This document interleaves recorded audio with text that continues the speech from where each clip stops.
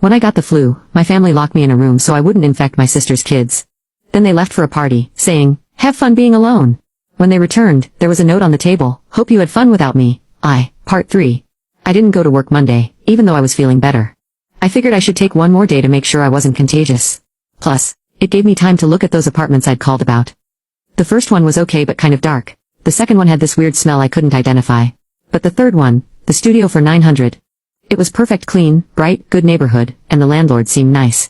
"I can have the paperwork ready by tomorrow if you're interested," he said.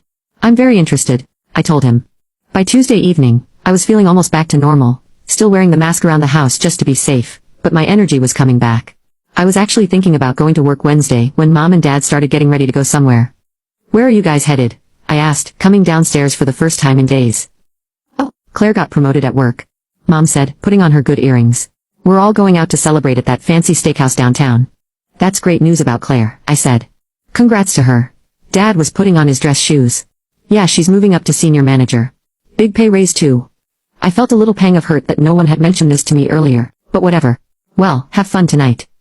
That's when Claire walked in the front door, and her face immediately soared when she saw me. "Ugh, you're still wearing that mask," she said, wrinkling her nose like I smelled bad. "When are you going to stop being contagious?" "The flu's basically gone, I'm just being extra careful," I replied. "Well, because you were sick, I had to hire a babysitter for Emma and Jake this week. Cost me $200, she complained. I had no one else to leave them with. Before I could respond to that guilt trip, she headed upstairs. "I'll be right back," she called over her shoulder. Mom and Dad were fussing with their coats, talking about the restaurant and how they'd invited Dave's whole family to join them for the celebration. "It's going to be quite a party," Mom said, laughing. Then Claire came back downstairs, and she was holding something in her hand. She walked right up to me and waved it in front of my face. It was my bank card. "What the hell?" I said, reaching for it, but she pulled it back. "I'm going to use this to pay for dinner tonight," she announced casually. I stared at her.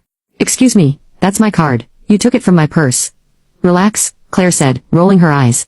"It's just dinner. Besides, you don't need all that money anyway." The mom nodded like this made perfect sense. "Claire's right. You don't have children to support like she does. You can spare it." I was in complete shock. "You can't just take my bank card without asking, that's stealing." It's not stealing," Claire laughed. "We're family. And after all the trouble you caused this week with your flu, the least you can do is help pay for my celebration dinner."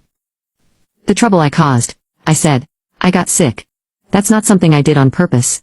But they were already heading toward the door, completely ignoring my protests. "Don't wait up," Dad called out. "We'll probably be late." "Have fun being alone," Mom added with this mean little smile, and then they were gone. They actually left me standing there while Claire had my bank card in her purse. I stood in the empty living room for 5 minutes, not moving, not thinking, just trying to process what had just happened. My own family had robbed me. There was no other way to put it. They took my money without permission to pay for a party I wasn't even invited to. That's when something inside me snapped. I went upstairs and pulled out my phone. First, I opened my banking app and immediately blocked the card. Then I canceled the automatic FERS $500 monthly payment to Mom.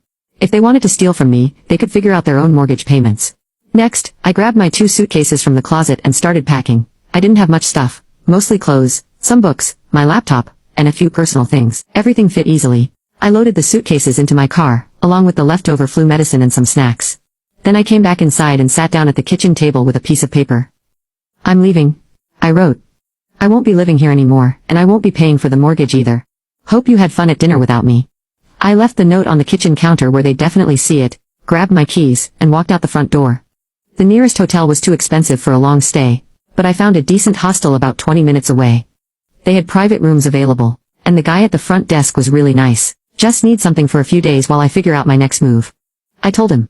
"No problem," he said. "We get a lot of people in transition. Take your time." I got settled in the small but clean room and immediately turned off my phone. I knew that once they got back from the restaurant and tried to use my card, all hell would break loose. They'd probably try calling me 100 times. But I didn't want to hear it, not tonight. I took a long, hot shower.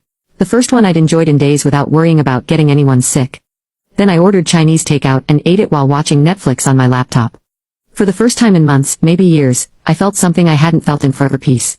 No one was asking me for money. No one was expecting me to babysit. No one was treating me like an inconvenience or a walking ATM. I was alone, but I wasn't lonely. There's a difference. When I finally went to sleep that night, I didn't dream about family obligations or mortgage payments or sick days. I dreamed about my new apartment, about having my own space, about finally living my own life.